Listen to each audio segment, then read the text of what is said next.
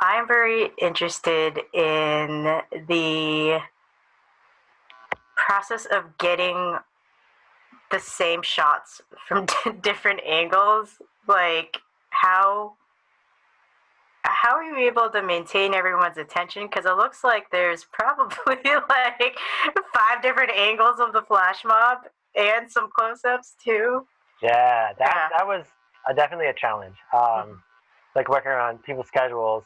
So organization, totally paramount. Like doing it all myself was like so hard. So that's why I knowing that like it's like in the professional world, it's somebody's job with probably 4 or 5 other people to keep track of people that need to be at certain places. But it's like whole respect for like all those names in movies at the end. Like watch those, give them your time, because like there's so much that goes behind the scenes that people I think know and realize if they think about it, but like there's a lot that goes on. But continuity is one of the hardest things, I think, when you're really trying to also focus on product as well as process. I think we can do both in this medium. That like there's I think something to be said. I have plenty of videos that were just process oriented, that like the project itself is just like whew, real rough and real raw, and that is totally okay too. Like because that wasn't the focus. Like sometimes we actually make the decision at the beginning, like this is about the journey, not about the end. And what we get at the end is just that. It documents the journey. But sometimes, if you also want to think about the process and the product, being organized is really, really, really key, especially if you're doing something that is multiple shots from multiple angles. Basically, like a one-camera sitcom where, like I think shows like I don't know, like Saturday Night Live, like it's all one take. Mm-hmm. They have lots of cameras, and they, some guys in the booth saying, cut to camera 1, cut to camera 2, and so they're like live to tape. Right. Whereas something like a lot of sitcoms, it's like one camera, they establish a shot and do the take. And that's what this one was all about. So like identifying what the take was and what the camera angle was really important. And then those longer shots, like the dance number, where it's all choreographed, they rehearse it, they kind of learn it, and then rehearse it, and then do it. Basically, I had three shots, 3 takes to do it. And I think I also recorded some of the rehearsals to get like some close-ups and whatnot. So like watching it over and over again, I know where all the mistakes were in terms of like cuts that like don't make sense, but that's okay. But if you plan it out and have everybody know that, like, try to do it exactly the same each time. Don't look at the camera. When you're finished, don't leave. You're like, don't move or wander around between cuts, because I think it helps then when you reset back to your marking, your blocking. If you have any experience in like theater or musical theater, if you think of it like that, it's helpful, I guess, in terms of blocking and stage directions. Mm-hmm. Yeah, I'm working on a music video right now at my new job, and the issue I'm running into is the residents that I'm working with just don't have the patience to do it over and over again.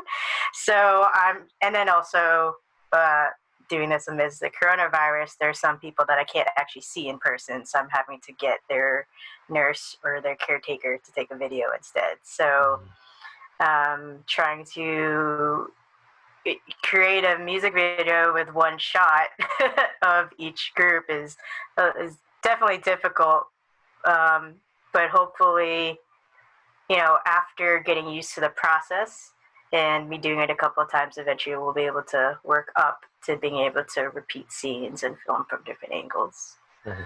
Yeah. That's where like B-roll is also really helpful too.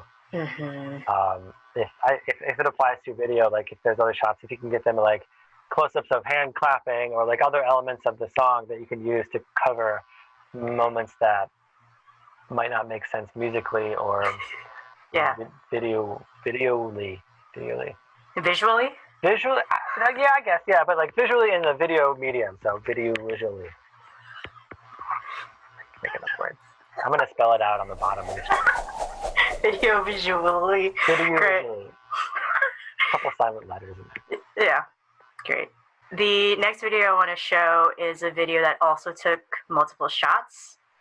However, it was from everybody's home, and it was put together to create a virtual band.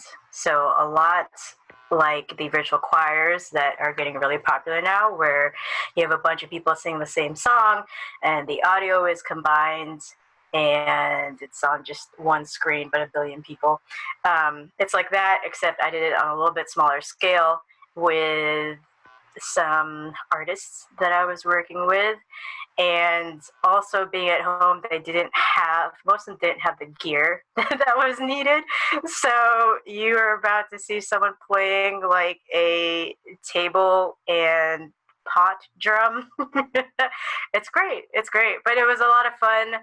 And this also required a lot of pre-planning and organization up front in order to get this to at least sound somewhat and look somewhat good. Mm-hmm. So planning. Yeah, pre-planning.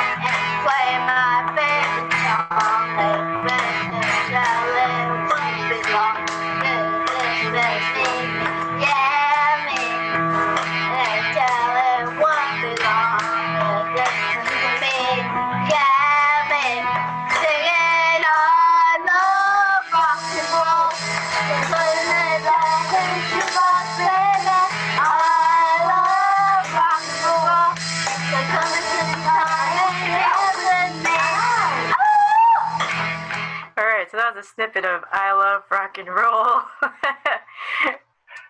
love it. And you can see they're loving it. I think, there's, even though the distance is there, I think they're still doing it like this. There's such a great way to still keep that relationship alive. Definitely. Yeah, so this concert, this was actually, the reason why I made this video was because we were actually supposed to put on a concert in April, and then that got canceled, so we decided to put on a virtual concert. And so they already knew most of the music, it was just a matter of actually putting it together. And the way we created it was I worked with some practicum students and a co-therapist, and we created backing tracks for them to listen to, which you can see headphones throughout, and it's because they're listening to the backing tracks and playing and singing along. And then you just sync it up on your end and put them in the different boxes. Yeah, put them in different boxes, and then tried to edit some of the audio so that it was more in sync, because some of their audio was like really loud and some was really soft, so to make it sound a little bit more like a cohesive track. Like some mixing involved. Yeah.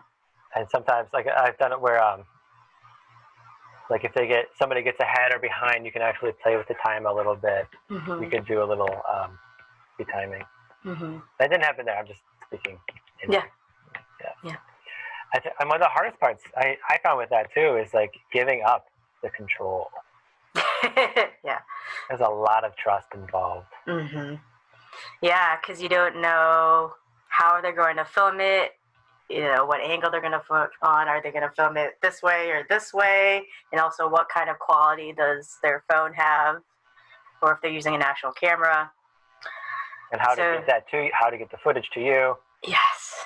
Yeah. And then depending where you're at, you might have to worry about like privacy issues or transmitting video over Dropbox or Google Drive. Yeah. And if you have to worry about like HIPAA things there, or depends on where you work. Some places it's not an issue, but some places it is. Yeah. Yeah. For this one, this particular company, it wasn't that big of an issue as long as I kept their personal information private. So But the videos itself, yeah, I mean, it went straight directly to me towards a Dropbox, and then immediately after, I deleted the Dropbox. So, yeah. And then for us here, like we have to make sure that it is HIPAA compliant. So like the regular Dropbox account doesn't cut it. It has to be like the paid version of Dropbox that has like password protection. Even other ways like WeTransfer, yeah, the paid version. We're still navigating that. Like it's different now than it was a little while ago. They used to tell us like, you know, get it to them on a CD, and it's like, I just want to give them a video of like the video of their child's performance, of their child's video, give it to them. Like, it's sort of catch-22 because you know it's also like protect the video of the session is protected health information. Yes. Whereas you know, so it's like, you know, what do we as clinicians want to consider therapy? Like we're fighting, you know, to be like how we want to be viewed as clinicians, and you know, our documentation sometimes comes out as product, such as video, and since it happened in session, technically it's PHI. Yeah. So we have to treat it as such as like giving any sort of protected health information out. Is the method of delivery secure? So that was something that it took a long time to get the infrastructure on our end. It works out a lot easier now since the pandemic hit. They basically had all the parents sign waivers to do video chats. And then like the health departments were sending pictures and videos of the children to their parents through the neighborhood or the unit's iPad device. So like, I don't know why it's different now, but like that's okay. I think because it has to be, and they got everything signed, so it's been a nice way now. I've done a couple videos of with a couple of residents of doing them like flying or just like short little silly like 30-second like gag reels of them doing something really silly. And now I could just give it to the parents at the end through the facility's iPad to their device. And it's all covered under sending pictures. That's awesome. Yeah. I've been waiting for years for that, and it took a pandemic for them to get me what I want. Better late than never. That's true, yeah. Yeah. Cool. All right. Let's see.